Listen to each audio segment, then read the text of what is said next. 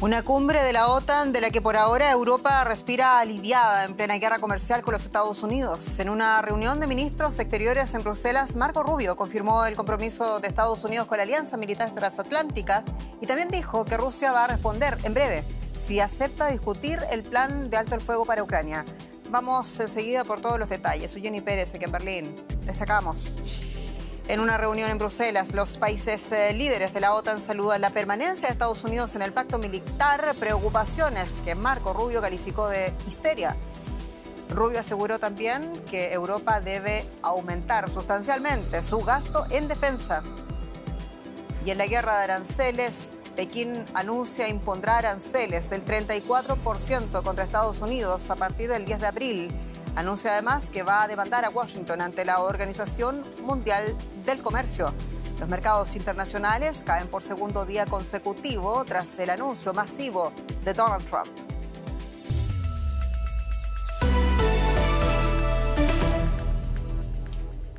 Los líderes europeos reaccionaron aliviados a las garantías de compromiso de los Estados Unidos con la OTAN. Los ministros de Exteriores de los países de la Alianza Atlántica se reunieron por segundo día consecutivo para Bruselas para debatir sobre la paz en Ucrania. Y el secretario de Estado estadounidense, Marco Rubio, calificó de histeria las dudas sobre el compromiso de su país con la OTAN y ha insistido en que sus aliados europeos deben aumentar sustancialmente el gasto en defensa. Sus declaraciones llegan después de que el presidente Trump acusara a los países europeos de dar por sentada la protección estadounidense y de no invertir lo suficiente en su propia seguridad. Y a todo esto, el secretario general de la OTAN, Mark Rutte, aseguró además que Trump no ha socavado el compromiso de defensa colectiva presente en ese artículo 5 del Tratado de la Organización. Escuchemos ese momento. Que el presidente Trump diga quiero hacer todo lo posible para lograr un fin justo y duradero de esta guerra me parece algo digno de reconocimiento. Estados Unidos trabaja incansablemente con este fin. Para la OTAN está claro que Rusia representa una amenaza a largo plazo, incluso después de que termine la guerra. No seamos ingenuos con respecto a Rusia. En cuanto a poner fin al conflicto, creo que es importante que los estadounidenses estén haciendo este esfuerzo. Trabajan con los ucranianos, mantienen informados y actualizados a los europeos de forma constante. Francia y el Reino Unido también aportan propuestas muy concretas en caso de que lleguemos a un alto el fuego o un acuerdo de paz. Y creo que así es exactamente como debe funcionar la alianza. En esa cita en Bruselas, el jefe de la diplomacia estadounidense, Marco Rubio, anunciaba algo más. Dijo que se reunió en los Estados Unidos con el enviado ruso Kirill Dmitriev para discutir los planes de alto fuego en Ucrania. Entre otras cosas, Rubio dijo que espera en breve una respuesta de Moscú. Vamos a escuchar. Lo sabremos muy pronto, en cuestión de semanas. Tanto si Rusia se toma en serio la paz como si no, confío en que así sea. Sería bueno para el mundo que esa guerra terminara. Estamos trabajando en ese aspecto. Tuvimos al señor Kirill esta semana como invitado. El mensaje que llevaba es que Estados Unidos necesita saber si hablas en serio o no sobre la paz. En definitiva, Putin tendrá que tomar esa decisión. La Federación Rusa tendrá que tomar esa decisión.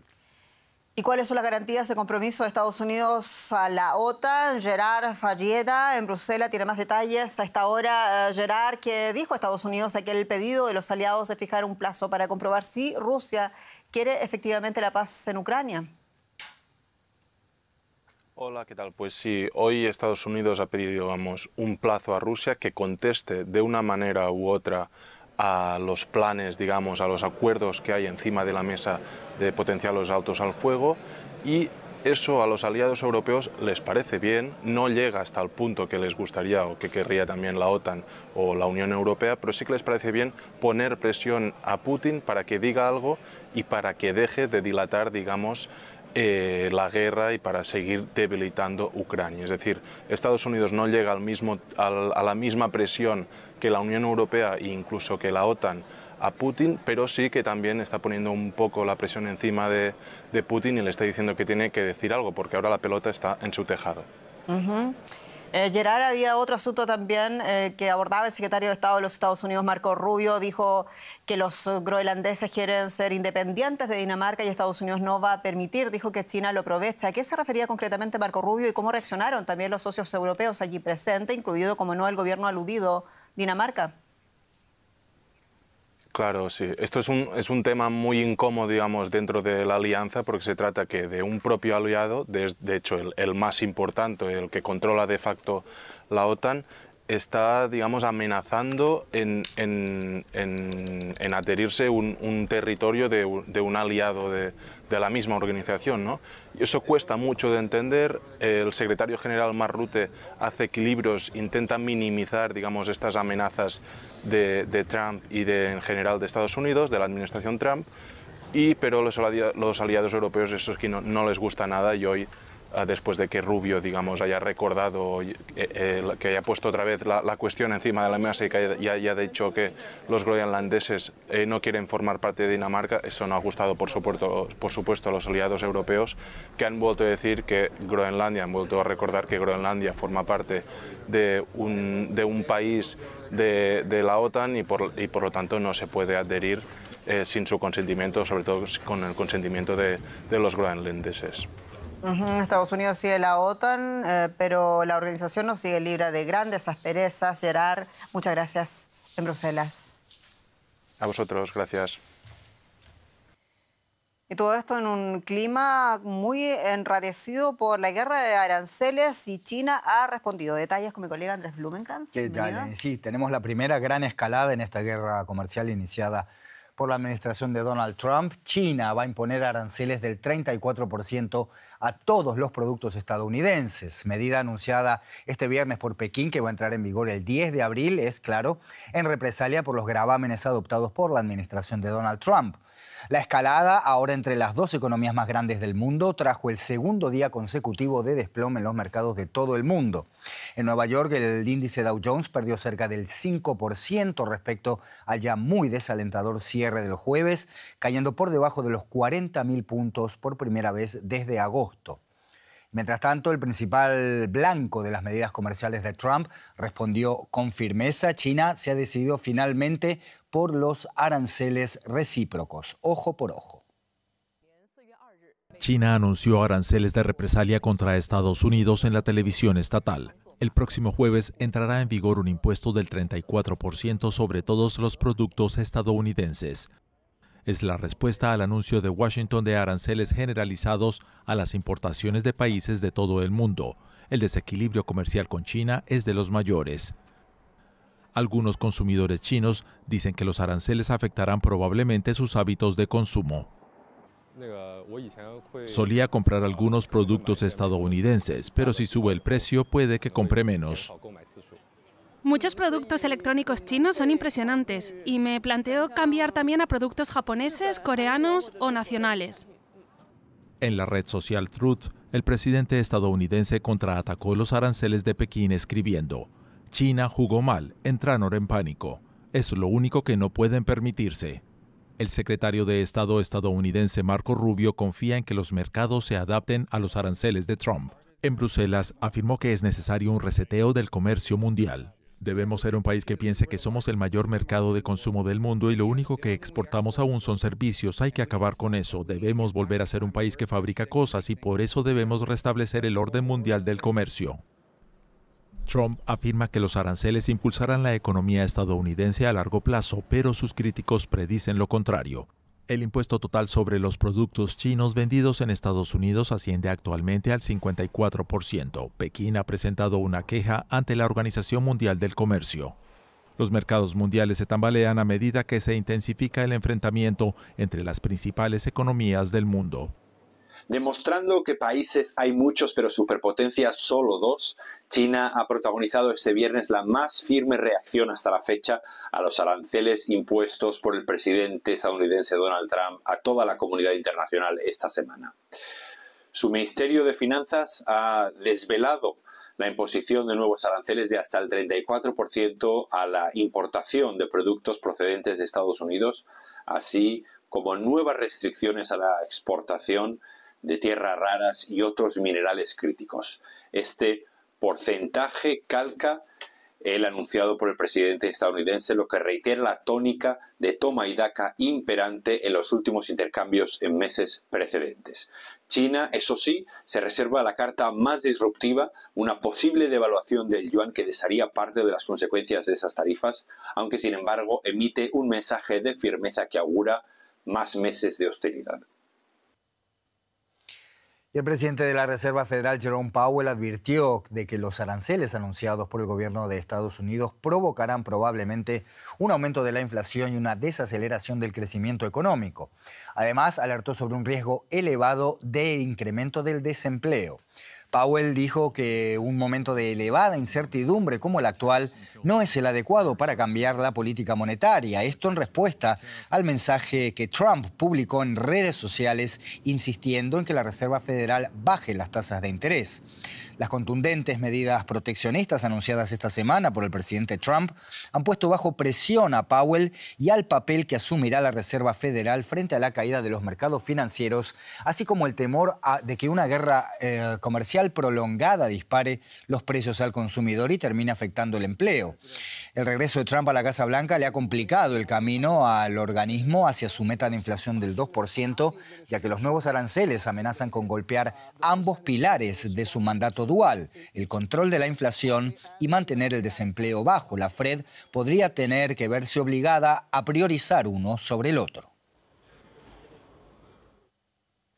Tenemos más información de inmediato con mi colega Jenny Pérez. A todos los conflictos que hay en Oriente Próximo, Andrés, porque allí la enviada especial adjunta de los Estados Unidos para Oriente Medio, Morgan Stargus, llegó este viernes a Beirut para mantener una serie de encuentros con las autoridades locales, coincidiendo con una intensificación de los ataques israelíes contra el Líbano, pese a ese alto el fuego declarado. Israel asegura que ataca a terroristas alojados en el Líbano y confirmó que eliminó a Hassan Faghat, uno de los líderes del brazo armado del movimiento islamista palestino Hamas. El ejército israelí atacó la vivienda de Faghat en la ciudad de Sidón, que alberga el mayor campo de refugiados palestinos del Líbano. Las brigadas Asedin, Al-Qassam, también han confirmado su muerte y la de 2 hijos. El primer ministro libanés condenó el ataque y lo ha calificado de violación flagrante de la soberanía libanesa y del acuerdo de alto el fuego pactado el 27 de noviembre con Israel.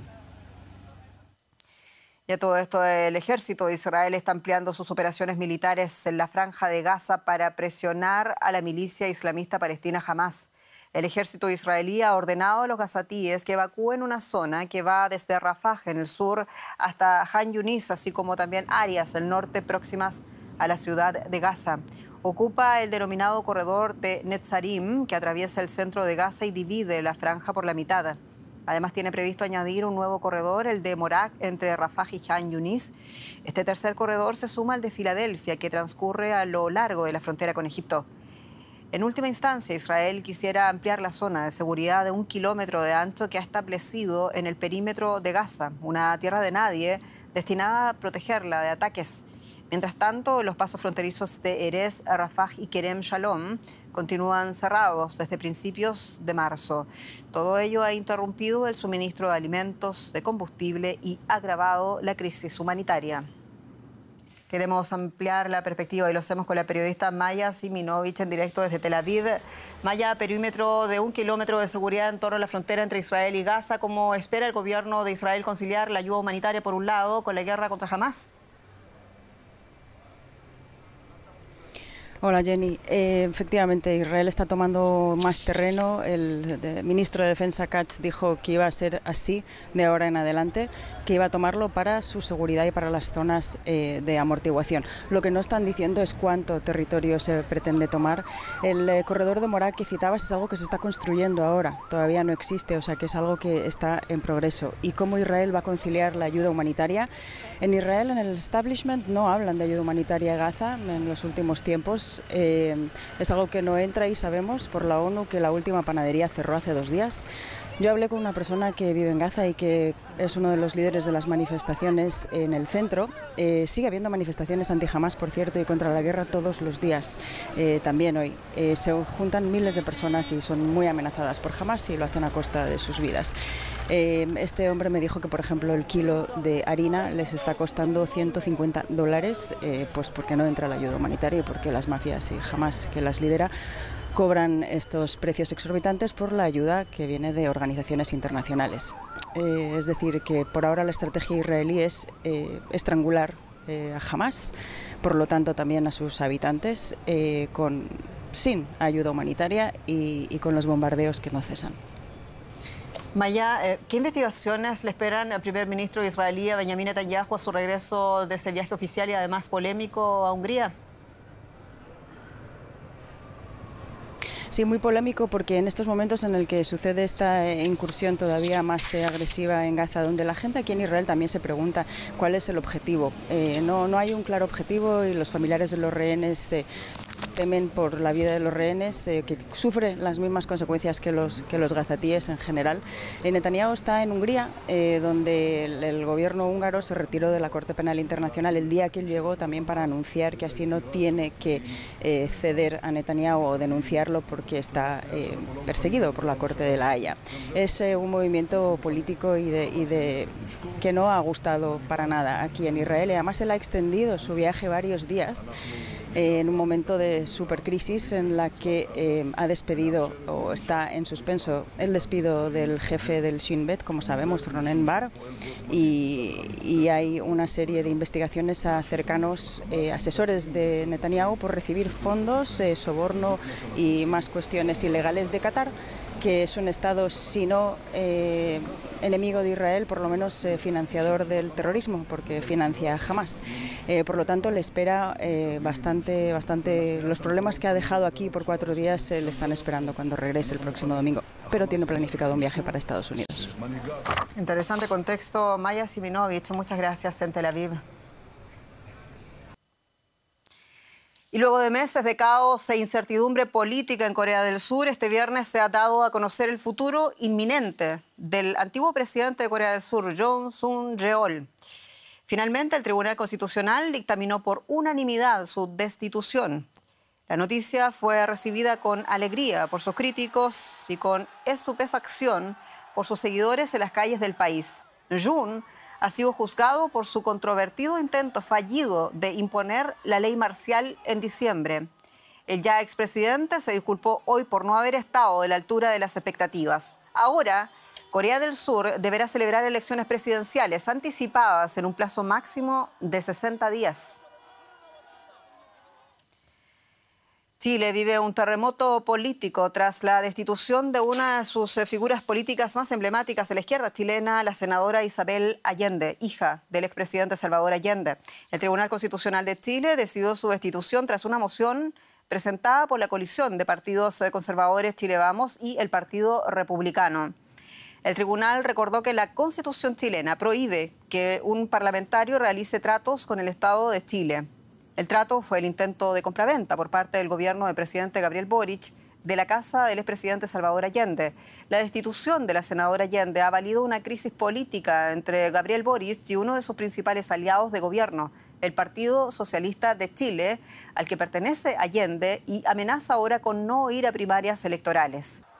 En un intento por limar asperezas, el presidente Boric remarcó que el pueblo de Chile debe mucho a Isabel Allende en la recuperación de la democracia, los avances de los derechos de las mujeres y trabajadores, además de la memoria histórica del país. Bueno, y así parece terminar la carrera de 3 décadas de una de las figuras políticas más emblemáticas, decíamos, de la izquierda chilena. La periodista Jacinta Monlina nos amplía ahora mismo la crónica desde Santiago de Chile. Jacinta, el Partido Socialista no solo cuestiona la permanencia en el gobierno de Boric, sino también evalúa no ir a primarias con el Frente Amplio, que es la coalición de partidos del presidente Boric. ¿Nos sirvieron las palabras del presidente a favor de la ahora ex senadora Allende? ¿Y cuán profunda, después de todo, es esa crisis en la coalición del gobierno del presidente Boric? ¿Cómo estás, Jenny? Gusto en saludarte. Una crisis muy profunda, no solamente por la destitución de la senadora Isabel Allende, una de las principales figuras políticas del Partido Socialista, sino también porque afecta indirectamente el legado de la familia Allende, muy relevante políticamente y también históricamente al interior de esta colectividad. Lo cierto es que el mandatario Gabriel Boric, a través de sus redes sociales, expresaba este mensaje. Eso sí, no había una autocrítica a cómo se ha llevado este proceso que termina finalmente con esta determinación del Tribunal Constitucional el día de ayer. ¿Y eso por qué? Porque al interior del Partido Socialista hay algunas figuras que han planteado su molestia cómo este proceso se ha llevado a cabo o se ha manejado más bien al interior del Ejecutivo, sobre todo porque algunos piensan que están pagando los costos por acciones también en las cuales se vieron involucrados otros al interior de la actual administración, entre otros asesores también que no pudieron advertir a tiempo que acá había una situación que podía vulnerar la Constitución con la compra y venta fallida de esta casa que se pretendía convertir en un museo. Durante esta jornada, la presidenta del Partido Socialista chileno, Paulina Bodanovich, ha descartado dejar el gobierno, pero sí ha dicho que el partido está en un estado de reflexión respecto al comportamiento de sus socios, apuntando principalmente al Frente Amplio, y está abierta esta posibilidad ahora de que no solamente no vayan a estas primarias para definir a un candidato único que los represente en la elección presidencial, sino también restarse de la lista parlamentaria que intenta formar el bloque, porque recordemos que en los comicios de finales de este año no solamente se va a elegir a un nuevo mandatario, sino además también la composición del Parlamento a contar del próximo año, y esto podría crear una dispersión de los votos y agudizar la crisis en el oficialismo. Presidente, y la prensa chilena también destaca la carrera de la derecha para capitalizar políticamente la destitución de Isabel Allende. ¿Qué están haciendo los partidos y también sus principales figuras en plena pre-campaña electoral en el país? Así es. Bueno, como tú lo mencionabas anteriormente, este es un recurso ante el Tribunal Constitucional que presentaron partidos de oposición, Chile Vamos de la derecha tradicional y el Partido Republicano de la extrema derecha. Y fueron ellos, precisamente estas colectividades, las que el día de ayer anunciaron esta resolución del Tribunal Constitucional. Aún no ha sido oficializada porque se está redactando, pero integrantes de esta coalición opositora fueron los primeros en anunciarlo a los medios de comunicación. Y también algo muy llamativo es que sus precandidatos presidenciales, entre ellos Evelyn Matei por parte de Chile Vamos, de la derecha tradicional, y José Antonio Kast del Partido Republicano, de la extrema derecha, ellos salieron también a dar declaraciones por esta situación, enfatizando que acá se había cumplido la institucionalidad, que se debía respetar la Constitución. En el caso de Evelyn Matei, ella visitó incluso la sede de la Unión Demócrata Independiente, la UDI, donde se había preparado una conferencia de prensa, y habló incluso brevemente con los medios de comunicación sobre esta situación, algo que comunicacionalmente ha sido muy llamativo por la forma en cómo se manejó este momento, y también considerando el duro golpe que es, lo hemos dicho, no solamente para el Partido Socialista por la familia que se ve afectada, que es la familia del expresidente Salvador Allende, sino también por el golpe que es para el gobierno, algo que pretendía comenzar como el levantamiento de un museo, finalmente se ve truncado con esta polémica y la destitución de la parlamentaria. Jacinta Molina, muchas gracias, en Santiago de Chile. Nos vemos. Y rápidamente lo siguiente, porque en Estados Unidos viven aproximadamente 14 millones de migrantes indocumentados que temen en cualquier momento la deportación. El temor se agrava por las tácticas de conmoción del gobierno que muestran redadas en las principales ciudades e imágenes de migrantes encadenados en vuelos de deportación. Ante la falta de información y también alternativas legales, muchos han pasado a la clandestinidad. La cruzada del presidente Donald Trump para detener y deportar a millones de migrantes irregulares desde su regreso a la Casa Blanca ha llevado a muchos de ellos a esconderse. Es el caso de Rosario. Pasa la mayor parte del tiempo en su casa de Washington ante el temor de que una redada la devuelva a Honduras. Bueno, me siento con miedo. Y ahora no llevo ni al niño al parque porque te da por el miedo. Y como dicen, hay que prevenir por cualquier cosa. Entonces yo ni a los niños llevo al parque por eso. Si tengo que hacer un mandado, voy y regreso rápido. De ahí, pues, no salgo. Su mayor miedo es que la separen de sus hijos. Por eso, si sale, lo hace siempre pendiente de la aplicación de mensajería que ofrece información sobre las redadas en los barrios de la capital estadounidense. En algunos casos, estos canales son útiles para que los migrantes organicen sus limitados desplazamientos al trabajo y para comprar alimentos. Sí, porque uno se mantiene informado y pues se mantiene un poquito más alerta con el grupo, porque uno sin saber nada, pues no sé, no saldría. Y por lo menos así uno deja un poquito el miedo, pero siempre el miedo persiste. Rosario oculta su nombre real, al igual que esta otra mujer de nombre ficticio Elizabeth, que se aferra a las redes sociales para protegerse de cualquier agente del Servicio de Control de Inmigración y Aduanas. Que nadie quiere, todos tenemos miedo. Yo no quiero que me deporten, no quiero, o sea, estoy aterrada. Y a mí me están deportando y yo estoy aterrada, porque si es que me van a deportar, ¿entiendes? Igual mis hijos. Entonces, lo que sí sigo yo son las redes sociales, como el Instagram, el TikTok, y ahí me mantengo informada, eso sí lo sigo yo. Y estar pendiente en la calle, y no salir mucho. Pero en estas aplicaciones también abundan los rumores y la información no verificada. En los últimos meses, agencias de noticias han desmentido grabaciones virales sobre expulsiones de indocumentados o supuestas detenciones que eran directamente montajes. La desinformación genera aún más incertidumbre en buena parte de los aproximadamente 14 millones de inmigrantes indocumentados que viven en vilo y con temor de ser expulsados de Estados Unidos.